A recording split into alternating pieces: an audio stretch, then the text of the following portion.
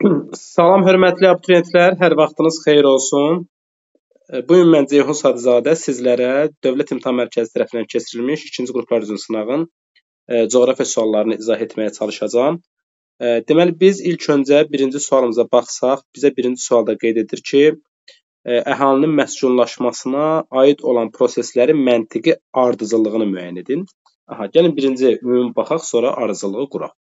Deyir ki, birincidə deyir ki, regionlardan əhalinin Bakı şəhərinə miqrasiyası, 2.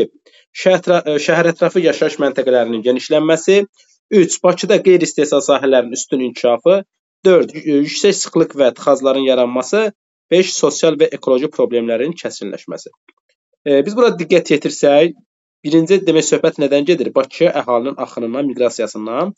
Biz ilk öncə Bakıya miqrasiyanın səbəbi müəyyənləşdirməliyik. Bakıya deməli miqrasiyaya səbəb nədir? Bakıda qeyri-istehsal sahələrinin üstün inkişafı. Ona görə birinci götürərik 3. Daha sonra təbii ki, Bakıda qeyri-istehsal sahələrinin üstün inkişafı regionlardan əhalinin Bakıya miqrasiyasına səbəb olur. Yəni 1. Daha sonra şəhər ətrafı yaşayış məntəqələri təbii ki, buna görə genişlənəcək. Əhalinin Bakıya çox axını yüksək sıxlıq və tıxacların yaranmasına səbəb olacaq və tıxacların da olması təbii ki, ekologiyanı çirkləndirəcək və ekoloji problemlər yaranacaq. Deməli, ardıcıllığımız belə olmalıdır. 3, 1, 2, 4, 5. Təbii ki, düzgün cavab C bəndi. 32-ci sualımıza baxaq. Xəritə sxemdə təsvir edilmiş ölkə üçün doğru fikirləri müəyyən edin. Biz xəritə sxemdə təsvir edilmiş ölkənin Filippin olduğunu aydın şəkildə müəyyən edə bilirik və Filippinə aid olan fikirləri gəlin tapaq. Birdə deyir ki, subekvatorial və ekvatorial iqlim qurşağında yerləşir. Təbii ki, biz bilirik ki, Filippinin cənub hissəsi ekvatorial, şimal hissəsi isə subekvatorial iqlim qurşağında yerləşir. Ona görə birinci sual doğrudur, birinci cavab doğrudur. Ruapeho və Apo vulkanları buradadır. Biz bilirik ki, Ruapeho vulkanı Yeni Zelandiya adasında yerləşir. Ona görə ikini silərik.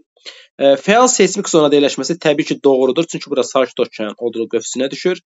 Əhalisi əsasən Çin-Tibet dil ailəsinə aiddir. Xeyr, biz bilirik ki, Çin-Tibet dil ailəsinə aid ola bilməz. Sahillərini təbii ki, Sarı dəniz yumur, Filippin dənizi yuyur. İqliminə isti okean cərəyanları təsir edir, tamamilə doğrudur. Deməli, sualımızın düzgün cavabı 1, 3 və 6 olacaqdır. Yəni, düzgün cavab B bəndi. Üçüncü sualımıza baxaq. Azərbaycanda düzən meşə landşaftının yayıldığı əraziləri müəyyən edin. Təbii ki, biz bilirik ki, Şollar düzündə düzən meşə landşaftına rast gəlinir, yəni imtiyazlanan landşaftlara rast gəlinir. Qanıq-Əyriçay vadisində düzən meşə landşaftına biz rast gələ bilərik. Cənub-Şərqi Şirvanda düzən meşə landşaftı yoxdur. Muğan düzündə düzən meşə landşaftı mövcud deyil. Salyan düzündə düzən meşə landşaftı mövcud deyil. Lənkəran ovalığında da düzən meşə landşaftına biz rast gələ bilirik. Ona görə sualımızın düzgün cavabı 1, 2 və 6 olacaqdır. Yəni, Y bəndi sualımızın düzgün cavabıdır. 34-cü suala baxaq. Euler-Venn diaqramına əsasən uyğunluğu müəyyən edin. Cape York bilirik ki, biz Avstraliya materikinin şimalında yerləşən bir yarımadadır.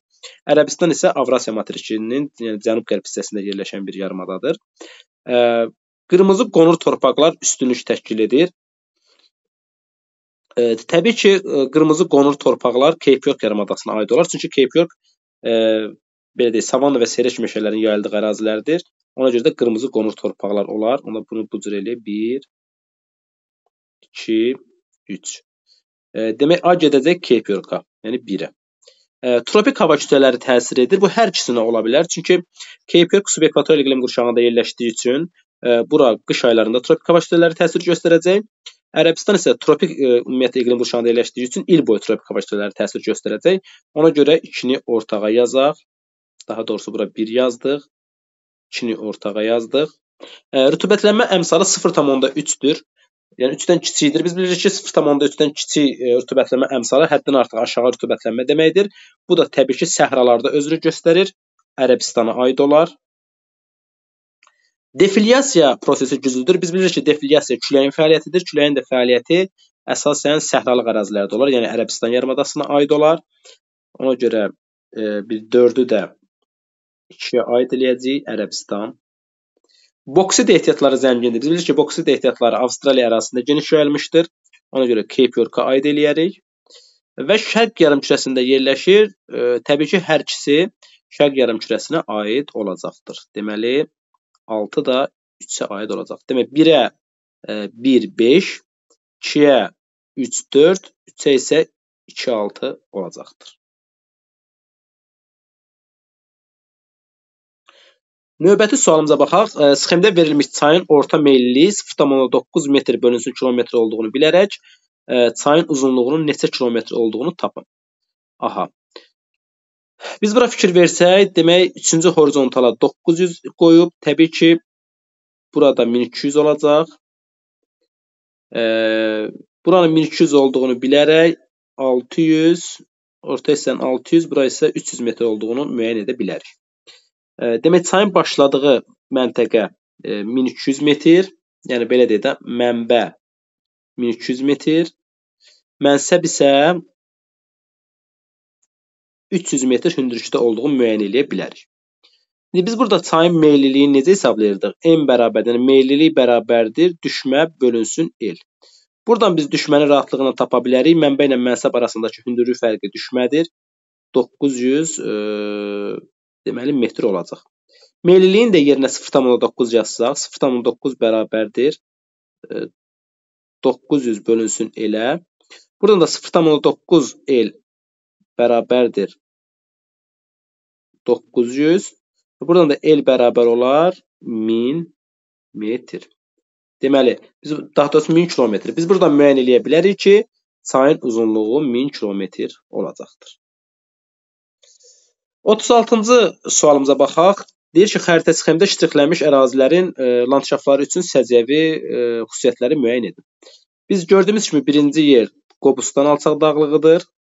İkinci bu ərazi isə Ceyran çöl ərazisidir.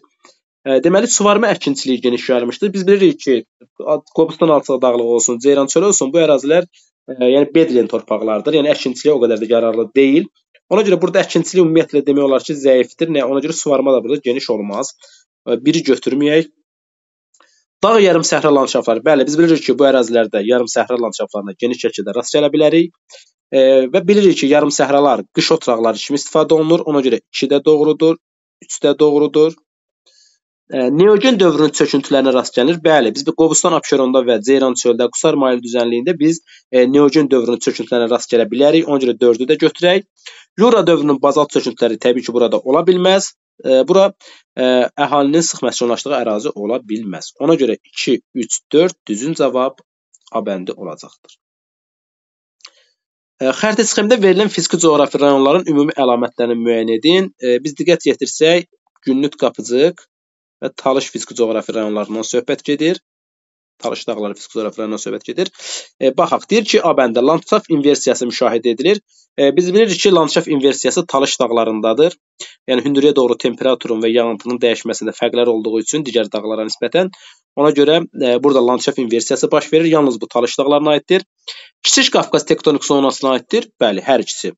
Yəni biz bilirik ki, Qapıcıq hissədə, yəni Naxçıvan dağlıq hissəsi də, Talış dağları hissəsi də hər ikisi Kiçik Qafqaz tektonik zonasına aiddir. Ən hündür zirvəsi 3000 metrdən yüksəkdir. Xeyr, bu Talış dağlarına aid deyil. Çünki Talış dağlarında ən hündür zirvə Kömürköy 2493 metrdir. Sarı torpaqlar təbii ki, Naxçıvanda olmaz. Polimetal ehtiyatlarına malikdir. Təbii ki, Talış dağlarında olmaz. Ona görə də düzün cavab B bəndi olacaqdır. Hər ikisi Kiçik Qafqaz tektonik qalxmasına aid olacaqdır. 38-ci sual. İqtisadi rayon, iqlim tipi və torpaqlar. Abşeron xızıda yarım səhra və quru çöl landşaftı olar və boz qonur torpaqlarda təbii ki olar. Tamamilə doğrudur. Mərkəzi aranda yarım səhra və quru çöl olar, amma təbii ki tünd dikaballı torpaqlara biz rast gələ bilmirik bu ərazilərdə. Yəni burada bozun çalarları olmalı idi. Qarabağda mülayim isti iqlim, bot çəmən torpaqlar təbii ki burada olmaz. Ona görə 3-ü də silək. Şərqi Zəngəzur soyuq, dağ çəmən. Bəli, Şərqi Zəngəzurda nisbətən hündür ərazilərdə soyuq iqlim yayılıb və dağ çəmən landşaftları olduğu üçün dağ çəmən torpaqlarında rast gəlmək mümkündür. Gəncə Daşkəsən soyuq və şabalı torpaqlar təbii ki olmaz. Qazax Tovuz mülayim isti iqlim olar və dağ qara torpaqlarda xüsusən Gədəbəy rayonu ərazisində, Şəmkir rayonu ərazisində mövcuddur. Ona görə də biz buradan 1, 4 və 6-cı cavabları götürərik. 1, 4, 6. Təbii ki, C bəndi. Bəli, 1, 4 və 6. Növbəti suala baxaq. 39-cu sual. Əhalinin yaş tərkibini əks etdirən diaqramın hansı ölkələrə aid olduğunu müəyyən edin. Təbii ki, nisbətən burada yaxşı görünmür. Nisbətən rəngli göstərilən yaşlı əhalidir. Digər yaş qrupları isə açıq rənglə ifadə olunub. Yəni baxın bura tünd rəng yaşlı əhalini, açıq rəng isə digər yaş qruplarını göstərir. Burada da həmçinin yaşlı əhali tünd rənglə ifadə olunub. Biz birinci diaqramla ikinci diaqramın arasındakı fərqi görə bilərik ki, birinci diaqramda deməli yaşlı əhalinin sayı nisbətən çoxdur. İkinci diaqramda isə yaşlı əhalinin sayı azdır. Biz bilirik ki, əhalinin birinci tipinə aid olan ölkələrdə yəni əhalinin yaşlı əhali nisbətən daha çox olur. Əksəriyyətində bu cür olur və ikinci tipə aid olan ölkələrdə isə yəni yaşlı əhali nisbətən aşağı az olur. Ona görə birə aid olanlara biz nisbətən yəni əhalinin təbii artımının ikinci tipinə aid olan ölkələri seçə bilərik. Bura aid edə bilərik Pakistan, yəni ki B və İndoneziya C. Birinci tipə isə aid edə bilərik təbii ki Almaniya A, Lüksemburq və Belarus. Ona görə birinciyə uyğun gələr yaşlı əhalinin sayının çox olduğu 1-ə B, C, 2-yə isə A, D-yə uyğun gələcəkdir təbii ki. Ona görə sualımızın düzgün cavabı B variantı. Demək, bir daha baxaq. Yaşlı əhali birinci diaqramda çoxdur deyə 1-ə gedəcək B, C. İkincidə isə yaşlı əhalinin sayı təbii ki azdır deyə çox üzr istəyirəm. Yox, biz burada yaşlı əhalinin sayı əhalinin birinci tipinə aid olan ölkələrdə çox olar. Ona görə 1-ə gedəcək Almaniya, gedəcək Lüksemburq, gedəcək Belarus. Yəni əhalinin təbii artımının birinci tipinə aid olan ölkələrdə yaşlı əhalinin sayı çox olmalıdır. İkincidə isə əhalinin görür ki, yaşlı əhalinin sayı azdır. Yaşlı əhalinin sayı isə əhalinin təbii artımının ikinci tipinə aid olan ölkələrə aid olacaq. Yəni ki, C və B. Demək, düzgün cavabımız 1-ə A, D-Y, 2-ə isə B-C olacaqdır. Aha. 40-cı suala baxaq. Bütün fəsillərin aydın müşahidə olunduğu ovalıqları bizdən istəyir. Bilirik ki, biz bütün fəsillərin aydın müşahidə olunduğu ovalıqlar təbii ki, mülayim işıqlama qurşağında yerləşməlidir. Ona görə bir Mississippi-ni seçərik. Orinoco tropik işıqlama qurşağına düşür, götürmərik. Hindqang tropik işıqlama qurşağına düşür, götürmərik. Amazon tropik işıqlama qurşağına düşür, götürmərik. Lənkəran mülayim işıqlama qurşağına düşür, götürərik. Böyük Çin düzənliyi isə bu da mülayim işıqlama qurşağına düşür, götürərik. Ona görə 1, 5 və 6 sualımızın düzgün cavabı olacaqdır. Növbəti diaqramımıza baxaq. Deyir, verilmiş iqlim diaqramının aid olduğu inzibati rayon üçün doğru fikirləri müəyyən edin. Biz burada fikir verə bilərik ki, qış ayları quraq keçib, yay ayları yağıntıların miqdarı nisbətən çoxdur və havanın da temperaturu 12,5 dərəcədir. Biz burada müəyyən edə bilərik ki, bu qışı quraq keçən mülayim isti iqlimdir və Zaqatala rayonu təbii ki ola bilər. Qışı quraq keçən mülayim isti iqlim səciyyəvidir, doğrudur. Çayları əsasən buzlaq suları ilə yox. Təbii ki, biz bilirik ki, bu zonanın çayları əsasən yeraltı sularla daha çox qidalanır. Qışı soyuq keçən yarımsəhra quru çöl, təbii ki, biz bilirik ki, bu ərazidə mövcud deyil. İntrazonal landşaftlar, bəli, Qanı-Qayırçay vadisində ola bilər. Ölkəmizdə ən çox yağıntı düşən inzibati rayon Lənkərandır, olmaz. Demək, cavab 1, 4, Y bəndi olacaqdır.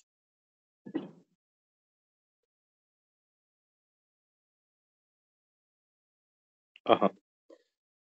Demək, endogen relyef formaları və eksogen relyef formaları bizdən istəyir. Biz bilirik ki, endogen relyef formaları yerin daxili qüvvələri hesabına, yəni yerin daxilində baş verən proseslər hesabına yaranan relyef formalarıdır. Eksogen relyef formaları isə təbii ki, xarici qüvvələrin hesabına yaranan relyef formalarıdır. Deməli, endogenə aid edə bilərik biz okean novları B, aid edə bilərik qırışıq dağlar D. Demək, karstlar da bunlar xarici qüvvələrin təsirinə yaranır. Təbii ki, gedəcək eksogenə. Barxanlardır, xarici qüvvələrin təsiri ilə yaranır, gedəcək eksogenə. Turok dərələridir, xarici qüvvələrin təsiri ilə yaranır, gedəcək eksogenə. Ona görə 1-ə BD, 3-ə isə A, C və Y olacaqdır. 43-cü sualımıza baxaq. Deyir ki, xəritə sxemi tamamlayın. Kaynazo erası, Avrasiya materiki, Şimali Amerika, sahil sıra dağlar yaranmışdır. Avrasiyada da bilirik ki, Alp-Himalay qurşağına aid olan dağlar yaranmışdır. İndi gəlin müəyyənləşdirək. Tutaq ki, 1-ə Karpat dağları qoysam, 2 yeni sənaye ölkəsi. Sahil sıra dağlarının yerləşdiyi ölkələrdə, yəni yeni sənaye ölkəsi inkişaf etmiş ölkə olmalıdır. Ona görə bir səhvdir, götürməyək. Tutaq ki, 1-ə Himalay qoysam, artıq inkişaf etmiş ölkə olmaz bu da. Ona görə bunu da götürməyək. Konun ümumiyyətlə Kaynazo erasına aid deyil. Konunu götürə bilmərik. İndi Alpı yazaq. Alp. Tutaq ki, bura Alp yazsaq. Sahil sıra dağlar, bəli, hər ikisi inkişaf etmiş ölkələrin ərazisində yerləşir. Bu doğru fikirdir. Sonra üçüncü, inkişaf etmiş ölkələrdən, bəli, Alp dağları İsveçrənin ərazisinə düşür. Sahil sıra dağları da Kanadanın ərazisinə düşür.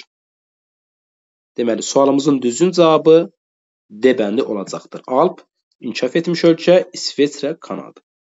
Uyğunluğu müəyyən edin. Zeytun, şəkər qamışı, kətan. Deyir ki, əsas becərilmə arealları Braziliya, Hindistan və Kubada. Bu, təbii ki, şəkər qamışı olar. Çünki əslində tropik və subekvatorial enliklərdə bu becərilir. Ona görə şəkər qamışına A yazarıq. Yüngül sənayedə istifadə olunan təbii ki, kətan olar, parça kimi istifadə olunur. 3-ə gedər B. Aralıq dəniz sahillərində təbii ki, zeytun olar. 1-ə gedər C. Ukrayna, Polşa, Belarus, yəni ki, mülayim iqlim qurşağında əsasən yetişdirilən kətandır. Ona görə 3-ə gedər D. Rütubətli tropik və subekvatorial iqlim şəraitində becərilən təbii ki, şəkər qamışıdır. 2-ə gedər Y. Demək, 1-ə C, 2-ə AY, 3-ə isə BD olacaqdır. Rəqəmlərlə verilən coğrafi obyektlərə aid olan fikirləri müəyyən edin. Biz biri görə bilərik ki, Madagaskar adasıdır. 2, Böyük Britaniya adası, 3 isə Baffin torpağıdır. Konvergent sərhəd zonasında yerləşir. Xeyr, təbii ki, bu doğru cavab deyil, aid deyil, ümumi cəhət deyil. Vulkan mənşəli adalardır. Təbii ki, bu da doğru olmaz. Sahillərində isti okean cərəyanı keçir. Bu da hər üçünə təbii ki, aid deyil. Əhalinin sıx məşğullaşdığı ərazilərdir. Xeyr, yəni burada Baffin torpağında əhali sıx məskunlaşmaz, çünki soyuq ərazilərdir. Seysmik cəhətdən sabit ərazilərdir, bəli. Çünki bunların üçü də platforma zonasıdır. Ona görə düzgün cavabımız Y bəndi olacaqdır. 46-ya baxaq. Əhalinin və sənaye müəssisələrinin dəniz sahillərinə doğru irəliləməsinin dünya okeanında yaratdığı qlobal ekoloji problemlər. Təbii ki, əhali çoxalırsa, buranın təbii sərvətləri çox mənimsənirlər. Sonra əhali burada çox yaşayırsa, ətraf ərazilər çox çirklənə bilər və s. Yəni, yəqin ki, belə bir şey istəyir bizdən. A bəndində deyir, dünya ölkələri ilə əlaqələrin genişlənməsinə mane olar. Xeyr, əksinə. Dünya okeandan duz istehsalı azalar. Yəni, bunun da bu situasiya heç bir aidiyyəti yoxdur. İnsanlar dünya okeanın təbii resurslarından daha çox istifadə edir. Okean səthində buxarlanma artır. Xeyr, buxarlanmanın yəni buna heç bir aidiyyəti yoxdur. Okeanın təbii sərvətləri tükənir, okean suları sürətlə çirklənir, bəli. Yəni, çünki burada insan çoxaldıqca təbii sərvətlərdən çox istifadə edəcək, tükənmə baş verəcək və okean suyu da təbii ki, çirklənməyə məruz qala bilər.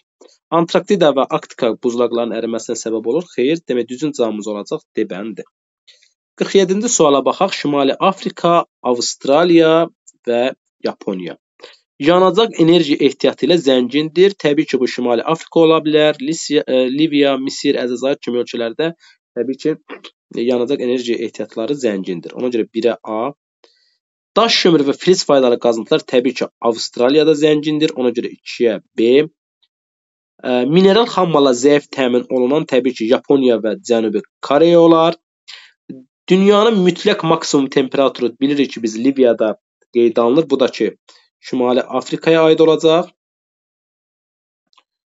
Hasil edilən xammalın çox hissəsi Şərqi Asiya ölkələrinə aparılır. Təbii ki, bu da Avstraliyadan hasil edilən əksər təbii sərvətlər Yaponiya və digər Şərqi Asiya ölkələrinə aparıla bilir.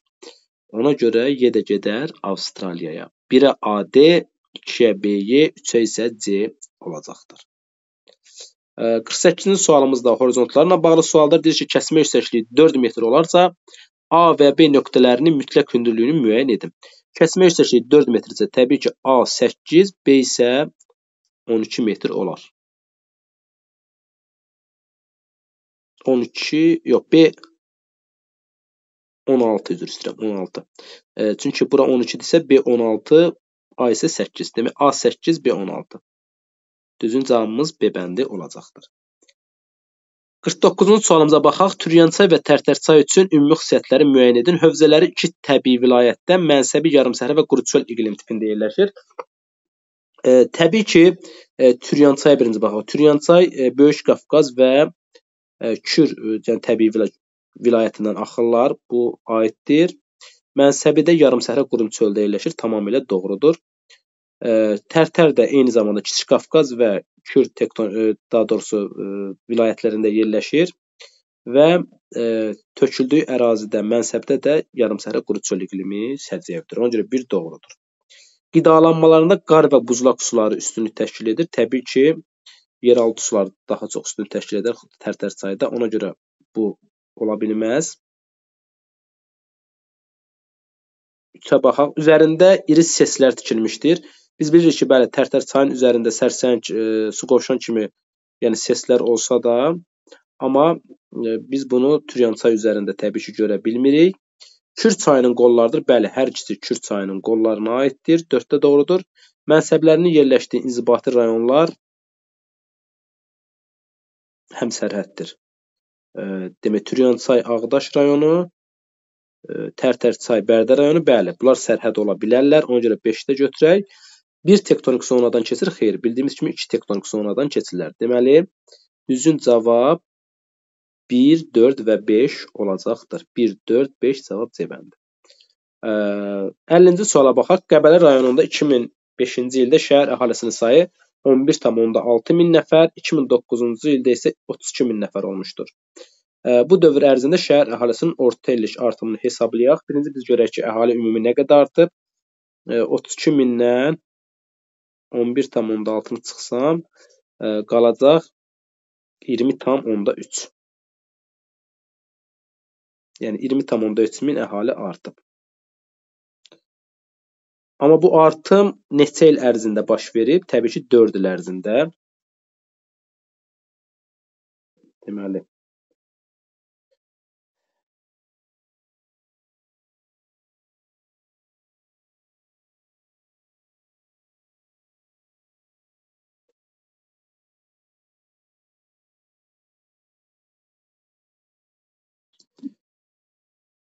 demək 20,4, yəni 20.400, 20.400-ü də mən 4-ə bölsəm, təbii ki, 5.100 nəfər edəcəkdir. 5.100, yəni bu da 5,1 min nəfər əhali artacaqdır orta hesabla. Daha sonra 51-ci sualımıza baxaq. Qapıcıq, Kömürköy və Camışdağ üçün ümumi əlamət. Biz bilirik ki, Qapıcıq Naxçıvanda ən hündür zirvədir.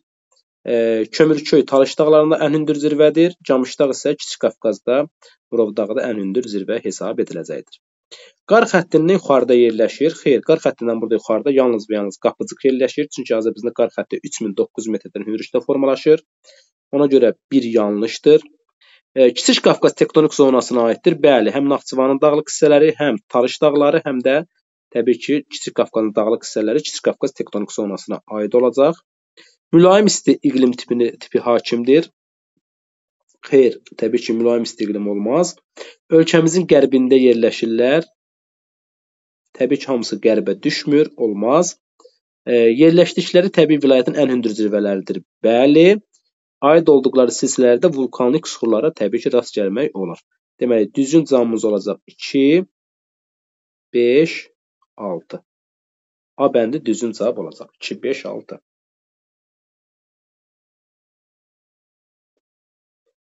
Dövlət qurumuna malik olmayan türk xalqları. Biz bilirik ki, Noqayların, yəni heç bir dövlət qurumu yoxdur. Çuvaşların əlbəttə ki var, Karayimilərin yoxdur, Şorların yoxdur, Başqırdların var, Qaraçaylıların var. Ona görə də dövlət qurumuna malik olmayan türk xalqlarına 1, 3 və 4 aid olacaqdır. Tropik xətti ilə kəsişən adaları müəyyən edin deyir bizə. Təbii ki, tropik xətti ilə Madaqaskar adası cənub tropik xətti ilə kəsişir. Tayvan adası şimal tropik xətti ilə kəsişir. Qvineya heç biri ilə kəsişməz. Filippin kəsişməz. Tasmaniya kəsişməz. Şahdağ və Bazar düzü zirvələri arasında atmosfer təzyiqi fərqini tapın. Deməli, Bazar düzünün hündürlüyü 4460 metrdir. Şahdağ zirvəsinin hündürlüyü 4243 metrdir. Deməli, 4460-dan çıxaq 4243. Demək, 4460-dan 4243 çıxsaq 217 eləyir. Biz bilirik ki, hər 10 metrdə 1 mm civə sütunu atmosfer təzyiqi aşağı düşür. Hər 217 metrdə də x. Buradan da x bərabər olar 21,7 mm civə sütunu.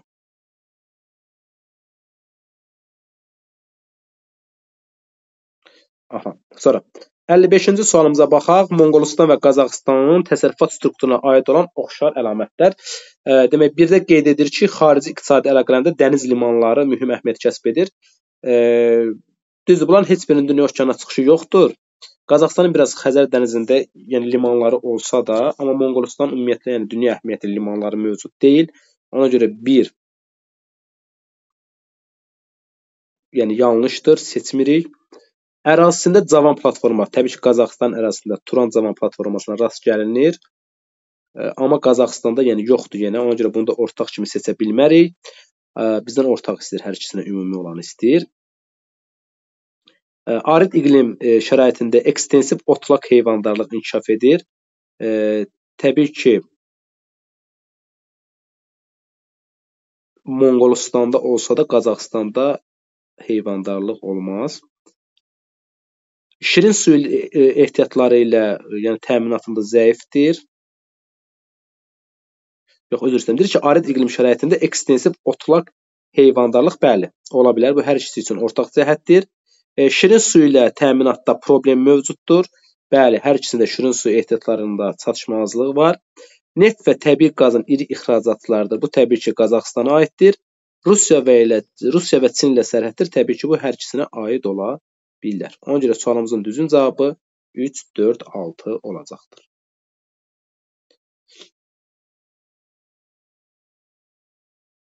Xəritə sxemi əsasən 1-ci və 4-cü məntəqə ilə 2-ci və 3-cü məntəqə arasında fərqli cəhətləri müəyyən edir. Demək, 1-ci ölkəyə biz baxsaq, görərik ki, bu Finlandiyadır. 2-ci ölkəyə diqqət yetirsək, görərik ki, Belçikadır. 3-cü ölkəyə fikir versək, görərik ki, Avstraliyadır. 4-cü ölkəyə fikir versək, görərik ki, Macaristandır. İndi gəlin görək, bu ölkələrin hansı fərqli cəhət. Demək, 1 ilə 4, yəni ki, Finlandiya ilə Macaristanın, Belçika və Avstraliyanın fərqli cəhətləri nədir? Unitar inzibati ərazi quruluşuna malikdir. Bəli, Finlandiya və Macaristan unitar olsa da, Belçika və Avstraliya hər ikisi federativdir. Demografik keçidin 4-cü mərhələsinə aiddir. Bu hamısına aid olar. Şərqi Avropa ölkələridir. Finlandiya təbii ki, Qərbi Avropadır. Macaristan Şərqi Avropadır. Ona görə bu ümumiyyətlə doğru deyil. Dağlıq relyef üstünlük təşkil edir. Təbii ki, bu da aid olmaz. Əhalisinin əsas hissəsi Hind-Avropa dil ailəsinə aiddir. Deməli, Finlandiya və Macaristanda əhali Fin-Uqor dil ailəsinə aid olar. Ona görə bu, onları digər ərazilərdən fərqləndirən xüsusiyyət olacaqdır. Növbəti sualımıza baxaq. Deməli, musson küləkləri, cənub-şərq küləkləri və passat küləklərinin səciyyəvi olduğu əraziləri bizə deyir. Madaqaskarda təbii ki, biz bilirik ki, passat küləkləri olar. Ona görə bura 1, 2 və 3 yazaq. Ona görə 3-ə gedər A. Sarı dəniz sahillərində biz bilirik ki, təbii ki, musson küləkləri səciyyəvi edir. Ona görə 2-yə gedər B. Çad gölü hövzəsində təbii ki, burada da yenə Passat küləkləri olar. 3-ə gedər C. Saxalin adasında təbii ki, burada da musson küləkləri üstünlük təşkil edər. Ona görə 1-ə gedər D. 1-ə B, D. Və Uedel dənizi qütb ətrafı ərazi olduğu üçün cənub-şərq küləkləri olar. Təbii ki, 2-yə də gedər E. 1-ə gedəcək B və D mussona aid olacaq. Sarı dəniz və Saxalin adası. Daha sonra cənub-şərqə aid olacaq Uedel dənizi. Passata isə aid olacaq Madagaskar və Çad hövzəsi. Situasiyaya baxaq. Deyir ki, materiklər təbii şəraitinə görə bir-birindən fərqlənir. Təhlil edəcəyimiz A materiki müxtəlif işıqlanma qurşaqlarında yerləşir və onun şərqində qurunun ən böyük sınma xətti keçir. A materikində sahəsinə görə ən böyük X gölü platformanın əyilmə zonasındadır. Demək, ən böyük sınma zonası deyirsə, deməli söhbət Afrikadan gedir. Demək, materiki müəyyən etdik Afrika. Deyir, A materikində sahəsinə görə ən böyük gölü təbii ki, Viktoriya gölüdür, ən böyük gölü. Okean səviyyəsində 1134 metr hündürlükdə yerləşir. Göllə eyni regionda yerləşən vulkan mənşəli dağ materikin ən yüksək zirvəsidir. Söhbət təbii ki, Kilimanjaro vulkanından gedir.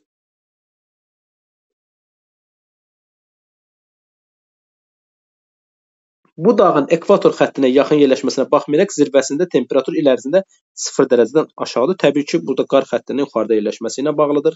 Yəni hündürlüyü çoxdur. Gölün yerləşdiyi regionda ölkələrin bəzilərinin dünya okeanına çıxışı var. Gəlin görək bizdən hansı suallar soruşur. Mətnə əsasən A materiki dediyi oldu Afrika, göl isə oldu Viktoriya gölü. Bu gölün xüsusiyyətlərini müəyyən edib cədvələ yazın. İndi biz burada cədvəli görmürük. Yəqin ki, burada Axarlı göldür, Şirinsulu göldür. Bunları bizdən yəqin ki, istəyir. Yəni, ora qeyd eləməliyik. A materikinin ən yüksək dağının cənub yamacında daha çox işıq və istilik aldığı ayları, təbii ki, bu cənub yarımkürəsində yerləşdiyi üçün yay ayları dekabr, yanvar, fevral ayları olacaq. Zirvə ilə X gölünün səviyyəsi arasındakı təzyiq fərqini, demək,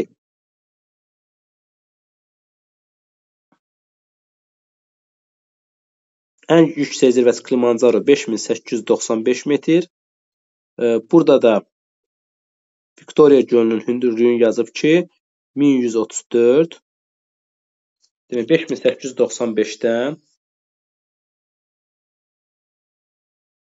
5895-dən 1134-ü çıxarıq, eləyər 4761. Təzyiq fərqi də təbii ki, 476,1 mm civə sütunu olacaq. Və X gölünün şərq sahilində formalaşan iqlim, təbii ki, Viktoriya gölünün də şərq sahillərində subekvatorial iqlim qurşağıdır. Bunun məlumdur bizə. Bunları qeyd etməliyik. Deyir, mətnə əsasən A materikinə və X gölünə aid olan xüsusiyyətlər. İndi biz burada təbii ki, cədvələ görə bilmirik nə soruşur, amma təbii ki, Afrikaya aid olan və Viktoriya gölünə aid olan xüsusiyyətləri biz orada qeyd etməliyik. Hörmətli abituriyentlər, yəqin ki, bu izahların sizə müəyyən qədər köməyi olacaq. Hər birinizə imtahanda uğurlar arzu edirəm. Bəzi məqamlarda yazıları görmək olmurdu, ona görə biraz gecikmələr oldu. Üzrü hesab eləyin. Videomuzu sona qədər izlədiyinizə görə çox sağ olun. Növbəti video dərslərdə görüşərik.